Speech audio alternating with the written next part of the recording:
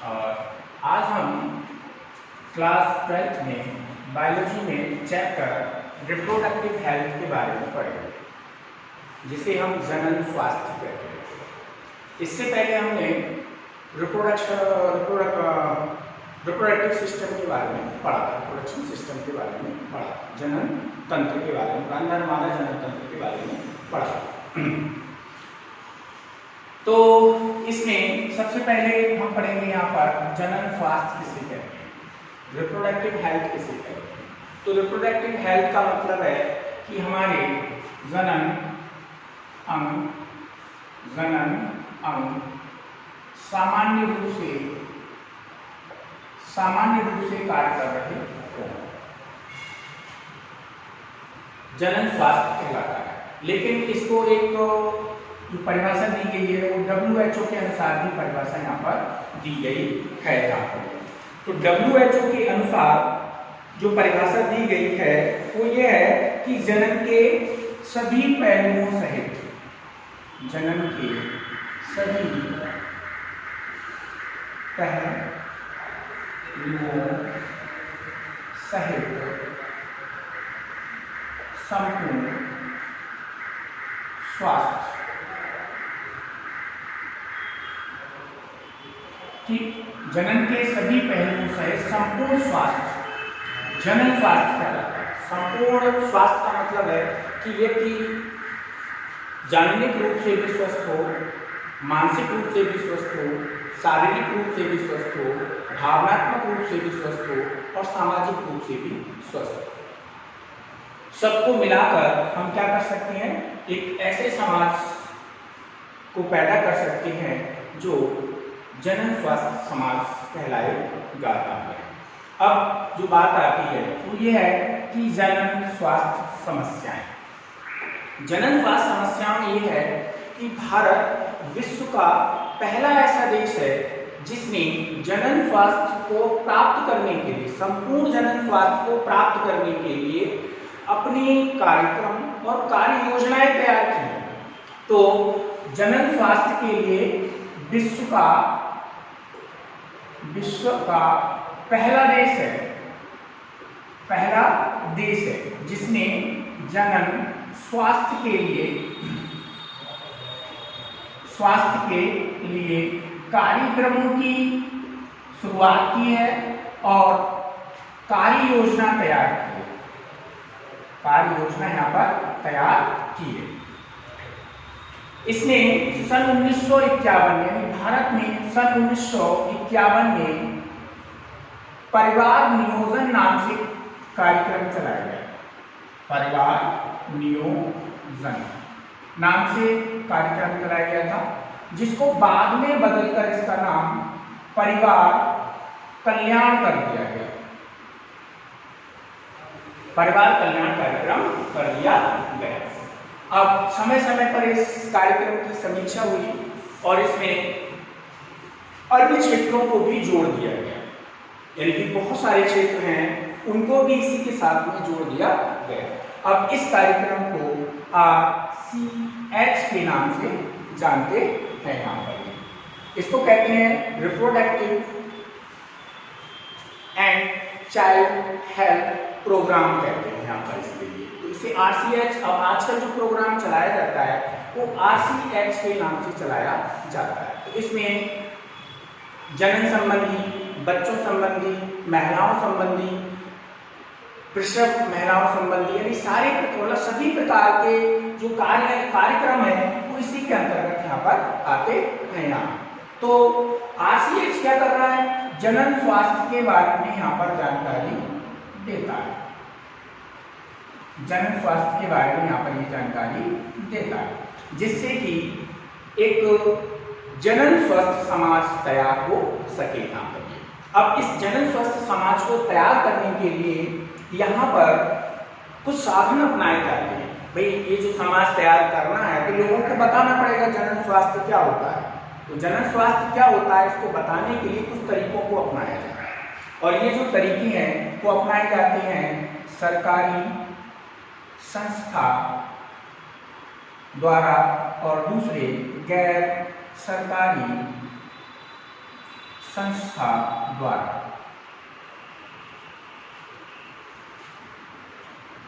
सरकारी संस्थाएं और गैर सरकारी संस्थाएं, तो यहाँ इनको एनजीओ बोलते हैं, government NGO, non government NGO, यहाँ प्राइवेट एनजीओ।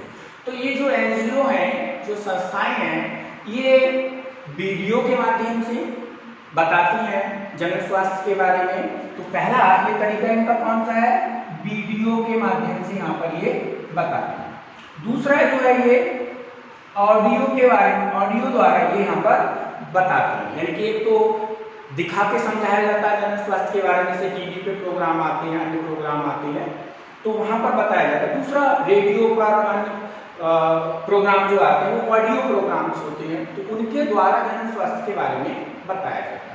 और तीसरा जो है ये अपने जो प्रिंट माध्यम से यहाँ पर ये बताया जाता है। प्रिंट का मतलब है कि पोस्टर, बैनर आदि के माध्यम से जन स्वास्थ्य के बारे में बताया जाता है। यहाँ पर जन स्वास्थ्य के बारे में बताया जाता है। अब देखिए, तो ये जो संस्थाएं हैं जो जन स्वास्थ्य कार्यक्रम चला रही हैं, तो जन स्वास्थ्य में किन किन लोगों की भागीदारी हो सकती है बताने के लिए। जन स्वास्थ्य क्या है और इसमें क्या क्या चीजें होती हैं, इनके बारे में बताने के लिए माता पिता हो सकते हैं, सगे संबंधी हो सकते हैं, शिक्षक हो सकते हैं, शिक्षक हो सकते हैं, स्कूलों में यौन शिक्षा हो सकती है। तो जिनके माध्यम से जो जनन संबंधी भ्रांतियां फैली हुई हैं, इनको दूर किया जा सकता है। जनन संबंधी बहुत सारी गलत भ्रांतियां फैली हुई हैं, उनको दूर किया जा सकता है। खास तौर पर जनन स्वास्थ्य संबंधी ज्ञान जो है वो उनके लिए आवश्यक है जो रिप्रोडक्टिव स्टेज पर हैं, जो संतान उत्पन्न कर रहे हैं, यानी कि जिनको हम कहते हैं जनन करने वाले जो जोड़े हैं, वो यहाँ पर इनको ज्ञान देना जरूरी है। दूसरा, जिनकी आयु विवाह योग्य हो चुकी है, उनको सबसे ज्यादा आवश्यकता है जनन स्वास्थ्य की समस्याओं को और उनकी कार्यनीति को समझने के लिए। यहाँ पर ये तो ऐसे लोग जिनकी शादी हो चुकी है और जो संतान उत्पन्न कर रहे हैं, और ऐसे लोग जिनकी शादी होने वाली है, तो इनके लिए जो जनन स्वास्थ्य समस्याएं हैं, इनमें क्या क्या चीज आती है, क्या क्या चीज इनको समझनी चाहिए। तो सबसे पहले जनन अंगों के बारे में नॉलेज होनी चाहिए। दूसरा, जनन अंगों से संबंधित जो बीमारियां होती हैं, जिनको हम यौन संक्रमित रोग कहते हैं, सेक्सुअल ट्रांसमिटेड डिसीज कहते हैं, इनके बारे में जानकारी होनी चाहिए। प्रसव से संबंधित जानकारी होनी चाहिए। दूसरा, सगर्भता जिसको कहते हैं प्रेगनेंसी, उसके बारे में, महिला जो है वो प्रेग्नेंट अवस्था में है, उस समय क्या देखभाल करनी चाहिए, उसके बारे में जानकारी होनी चाहिए। दूसरा, प्रसव की जानकारी होनी चाहिए, यानी कि जब चाइल्ड बर्थ होती है तो उसको कहाँ चाइल्ड बर्थ करानी है, किस प्रकार होनी है, तो उसकी जानकारी होनी चाहिए। दूसरा, प्रसव के बाद जो बच्चे की देखरेख है, जो धात्री स्त्री है, यानी कि जिसके बच्चा संतान हो चुकी है, उसकी देखभाल किस प्रकार करनी चाहिए, उसको बच्चे के टीकाकरण जो है वो कैसे होना चाहिए, किस किस अवधि में कौन कौन से टीके लगने चाहिए, स्त्री को कौन से टीके लगने चाहिए। तो ये सारी जो जानकारियां हैं वो किसके अंतर्गत आती हैं, जनन स्वास्थ्य के अंतर्गत आती हैं। तो जनन स्वास्थ्य में हमारा अभी कुछ टॉपिक और हैं, उनके बारे में भी हम बताएंगे आपको। जनन स्वास्थ्य को प्राप्त करने के लिए विभिन्न प्रकार के कार्यक्रम और कार्यनीतियां चलाई जाती हैं, जिसमें प्रसव से पहले प्रेग्नेंट अवस्था, प्रसव अवस्था, इसके अलावा बांझपन आदि के बारे में भी बताया जाता है, क्योंकि इसमें नई तकनीकों का प्रयोग करके बांझपन को भी दूर किया जा सकता है यहाँ पर।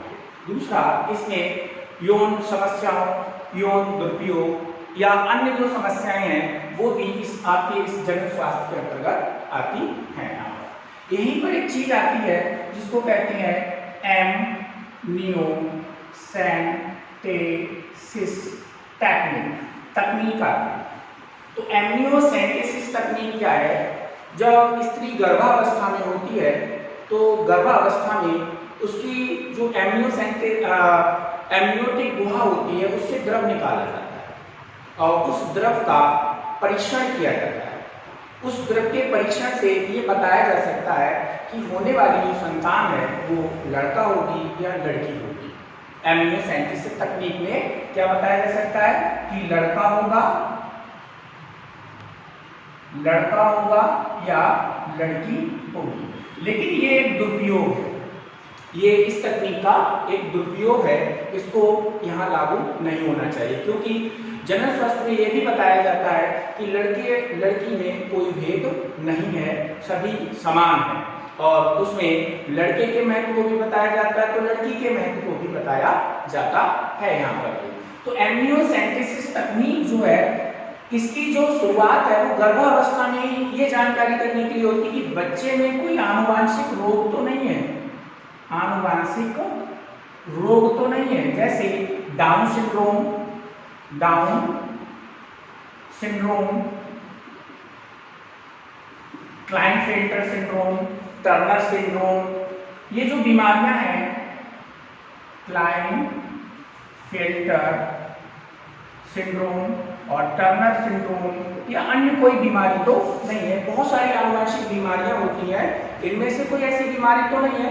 इस बीमारी का जो पता है वो एमनियोसेंटेसिस तकनीक से लगाया जा सकता है यहाँ पर। लेकिन इसका क्या किया जा रहा है, दुरुपयोग किया जा रहा है, यहाँ पर दुरुपयोग किया जा रहा है। इस चैप्टर में जो अगला टॉपिक है वो है जनसंख्या। ठीक, तो जनसंख्या सबसे पहले अगर हम बर्ड पॉपुलेशन की बात करें तो बर्ड पॉपुलेशन सन 1900 ईस्वी में जो बर्ड की पॉपुलेशन थी वो 2 अरब थी, यानी कि 200 करोड़ थी। ठीक, ये 2000 में बढ़कर 6 अरब यानी 600 करोड़ हो गई और 2011 में ये जो जनसंख्या है विश्व की वो 7.2 अरब हो गई, यानी कि 720 करोड़ हो गई। ऐसा माना जाता है कि आने वाले 2050 में जो पॉपुलेशन है वो 900 करोड़ तक जा सकती है, उससे अधिक हो सकती है अगर कोई बहुत सारी कोई बीमारियां या कोई भयंकर प्रकोप ना आए तो विश्व की जनसंख्या बहुत तेजी से बढ़ रही है और ये जो जनसंख्या बढ़ रही है, जनसंख्या जो विस्फोट हुए हैं वो 3 विस्फोट हुए थे हमारे पृथ्वी पर, जिस जनसंख्या विस्फोट यानी कि 3 बार जनसंख्या तेजी से बढ़ी थी। ठीक है, वो अलग अलग कारणों से 3 बार जनसंख्या बढ़ी।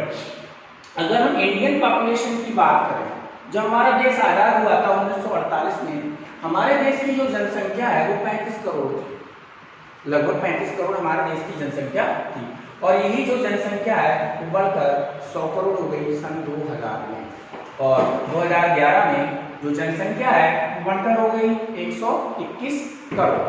आगे बताएं हम आपको कि हमारे देश में जन्म दर अधिक है और मृत्यु दर कम है।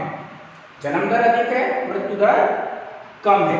दूसरा यह है कि हमारे देश में 1000 आबादी पर 1000 की आबादी में इस समय 2011 के आंकड़े के अनुसार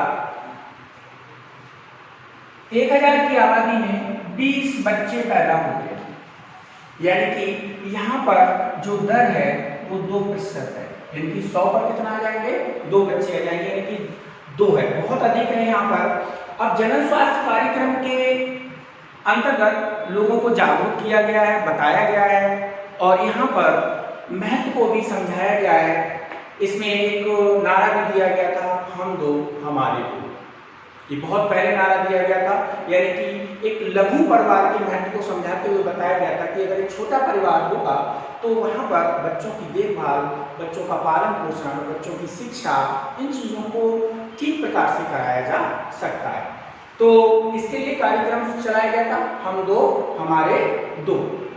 अब जो रिप्रोडक्टिव हेल्थ प्रोग्राम चलाया जा रहा है, ठीक है, इसके अनुसार जनसंख्या वृद्धि में कमी तो आई है लेकिन बहुत ज़्यादा कमी नहीं आई है, यानी कि जो जनसंख्या बढ़ रही है वो बहुत तेजी से बढ़ रही है, क्योंकि चीन के बाद हमारा स्थान दूसरे नंबर पर आता है जनसंख्या के मामले में। यहाँ पर अगर हमारी जनसंख्या इसी तरीके से बढ़ती रही तो विश्व में पहले स्थान पर हमारा देश होगा जिसकी जनसंख्या सबसे अधिक होगी। अब जनसंख्या अगर बढ़ जाए तो आप जानते हैं कि क्या क्या कठिनाइयां आ सकती हैं।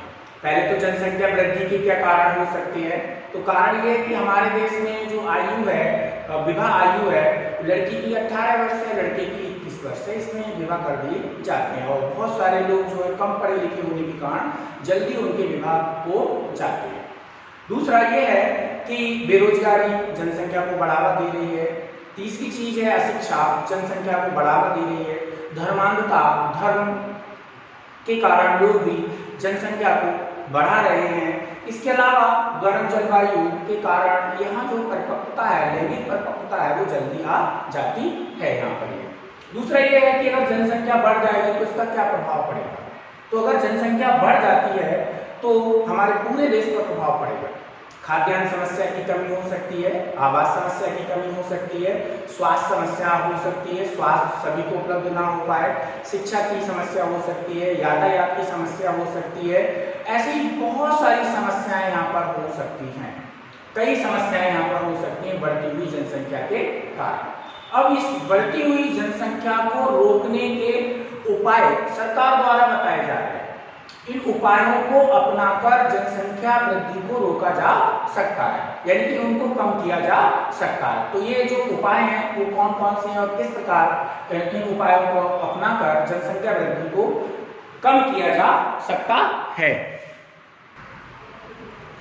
हाँ भाई, अब हम रिप्रोडक्टिव हेल्थ चैप्टर में जनन नियंत्रण की विधियां, बर्थ कंट्रोल की विधियां एंड फैमिली प्लानिंग के बारे में पढ़ेंगे। क्योंकि फैमिली, छोटा परिवार कैसे रखा जा सकता है और जो बर्थ कंट्रोल है, बच्चे की जन्म है, उसको कैसे रोका जा सकता है।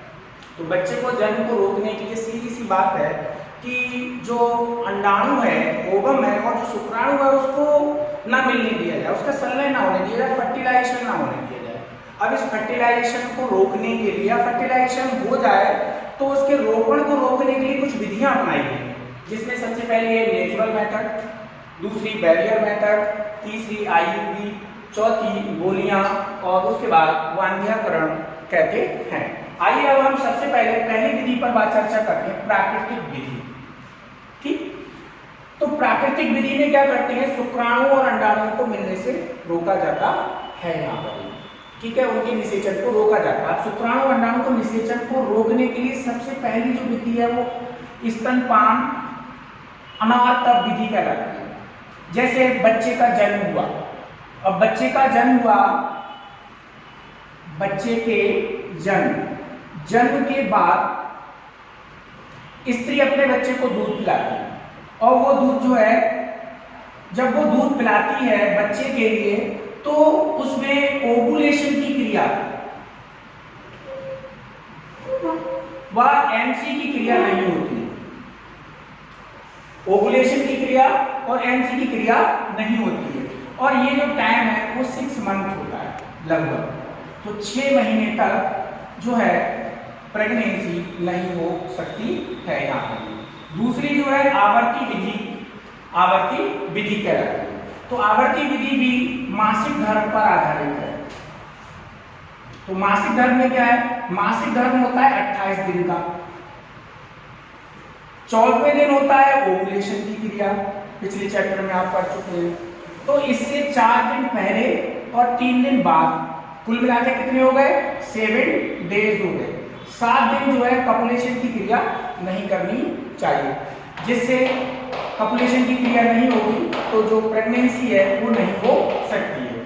उसके बाद तीसरी विधि आती है कोइटस इंटरप्शन मेथड आता है। कोइटस इंटरप्शन मेथड में क्या होता है, कपुलेशन की क्रिया तो होती है लेकिन जो सीमेन है वो बाहर निकाला जाता है, उसका जो विड्रॉल है वो बाहर कर दिया जाता है, इसलिए वहां पर जो फर्टिलाइजेशन की क्रिया है वो नहीं हो सकती है। अब आइए हम दूसरे मेथड की बात करते हैं। दूसरा जो मेथड है वो है रोध विधि, बैरियर मेथड कहलाता है। यहाँ पर शुक्राणु और अंडाणुओं को मिलने से रोका जाता है। अब शुक्राणु और अंडाणु को मिलने से रोकने के लिए कुछ विधियां अपनाई जाती हैं। सबसे पहली जो विधि है वो है निरोध। तो यहाँ पर फीमेल और मेल दोनों प्रकार के निरोध होते हैं। जो कि लैक्टस नामक रबर की बनी हुई एक ट्यूब नुमा संरचना होती है। ये ट्यूब नुमा संरचना जो स्पर्म होते हैं उन स्पर्म को जो गर्भाशय होता है उसमें नहीं जाने देती। डायाफ्राम भी एक कैप नुमा संरचना होती है जो कि सेरेविक्स पर लगा दी जाती है, गर्भाशय मुख पर लगा दी जाती है। अब गर्भाशय मुख पे लगा देंगे तो क्या होगा, जो सीमेन है, सीमेन के स्पर्म है वो यूट्रस में नहीं जा सकते। सेरेविक्स कैप ये भी एक प्लास्टिक या रबर की बनी कैप होती है, वाल्व भी होती है, ये भी एक कैप जैसी संरचना होती है। ये संरचनाएं गर्भाशय की जो ग्रीवा है जिसको हम सेरेविक्स बोलते हैं उस पर लगा दिया जाता है और उससे क्या होता है, जो स्पर्म है वो यूट्रस के अंदर नहीं जा सकते। उसके बाद आजकल जो सबसे अधिक प्रचलित मेथड है वो है IUD, इंट्रा यूट्राइन डिवाइस बोलते हैं, इंट्रा यूट्राइन डिवाइस। तो इंट्रा यूट्राइन डिवाइस में तांबे का IUD प्रयोग किया जाता है, हार्मोन मोचक IUD प्रयोग किया जाता है। तो ये जो IUD है ये गर्भाशय के अंदर लगा दिए जाते हैं। चलिए पहले हम यहाँ तांबे की बात करते हैं। तांबे में कॉपर टी पहला है, दूसरा कॉपर 7 मल्टीलोडेड कॉपर टी गर्भाशय के अंदर लगा दिए जाते हैं। टी जैसी संरचना होती है, कॉपर के बनी होती है और ये कॉपर आयन रिलीज करते हैं। ये कॉपर आयन क्या करते हैं, शुक्राणुओं के भक्षण को बढ़ा देते हैं, शुक्राणुओं की गतिशीलता को कम कर देते हैं।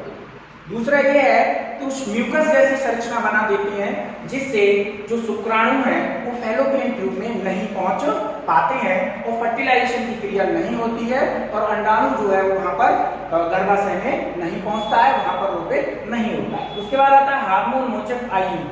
तो हार्मोन मोचक IUD में प्रोजेस्टेरोन और LNG-20 का प्रयोग किया जाता है। तो यहाँ पर हार्मोन्स रिलीज होता है धीरे धीरे, ये भी गर्भाशय में लगाया जाता है। अब ये हार्मोन क्या करता है, पहले तो शुक्राणुओं की गतिशीलता को कम कर देता है, दूसरा शुक्राशय की ग्रीवा नहीं वो क्या कहते हैं, गर्भाशय का जो ग्रीवा मुख सेरेविक्स होता है वहां पर श्लेष्म बना देता है और वो श्लेष्म जो है एंटी स्पर्म होता है, इसलिए स्पर्म जो है अंदर नहीं जाता है। और दूसरा एक चीज और बना देता है, ये गर्भाशय की जो दीवार है उसको इस तरीके का बना देता है कि उससे निषेचन के पश्चात भी जो फर्टिलाइजेशन है, ब्लास्टोसील अवस्था वाला जो है वो उससे रोपित नहीं हो पाता है और संतान उत्पन्न नहीं हो सकती है यहाँ पर। तो सबसे प्रचलित मेथड है। इसके अलावा गोलियां आती हैं, पिल्स जो है बर्थ कंट्रोल के लिए ली जाती हैं। तो यहाँ पर क्या है, गोलियों में क्या है, मासिक धर्म के पहले दिन से शुरुआत की जाती है, पहले दिन से शुरुआत ना करके पहले से 5वें दिन से शुरुआत की जाती है और ये गोलियां लगातार 21 दिन तक ली जाती है। 21वें दिन गोली जब बंद हो जाती है उसके 7वें दिन जो है मासिक धर्म शुरू होता है, ऋतुस्राव शुरू होता है, मेंस्ट्रुअल साइकिल शुरू होती है यहाँ पर। उसके बाद गैर स्टेरॉइड गोलियां भी आती हैं। तो गैर स्टेरॉइड गोलियां भी ली जाती हैं, महीने में 1 गोली ली जाती है और यहाँ पर ये जो गोली है ये प्रोजेस्टेरोन की बनी होती है, प्रोजेस्टेरोन या एस्ट्रोजन का जो कॉम्बिनेशन है उसकी बनी हुई यहाँ पर ये होती है। टीका आजकल जो है त्वचा के नीचे टीका लगा दिया जाता है 6 मंथ या इससे अधिक समय 1 ईयर के लिए होता है। तो इसमें भी प्रोजेस्टेरोन हार्मोन होता है और एस्ट्रोजन हार्मोन होता है जो कि प्रेगनेंसी को रोकता है यहाँ पर। उसके बाद लास्ट यहाँ पर चीज आ जाती है बर्थ कंट्रोल के लिए, वो है बांध्यकरण। बांध्यकरण में वैसेक्टोटोमी, पुरुषों की जो वास्ट डिफरेंस है, शुक्र वाहिका जो है उसको काटकर बांध दिया जाता है जिससे शुक्राणु जो है बाहर नहीं आ सकते। ठीक, शुक्राणु बाहर नहीं आ सकते, उसको वैसेक्टोटोमी कहते हैं। ट्यूबेक्टोटोमी जो है स्त्रियों में होती है। तो यहाँ पर क्या करते हैं, जो फैलोपियन ट्यूब्स है उसको काटकर बांध दिया जाता है जिससे जो अंडाणु है वो बाहर नहीं आ सकते हैं, उनका निषेचन नहीं हो सकता है। तो इस प्रकार से हम ये जो विधियां हैं ये विधियां कहलाती हैं जनन नियंत्रण विधियां, परिवार नियोजन की विधियां यहाँ पर ये कहलाती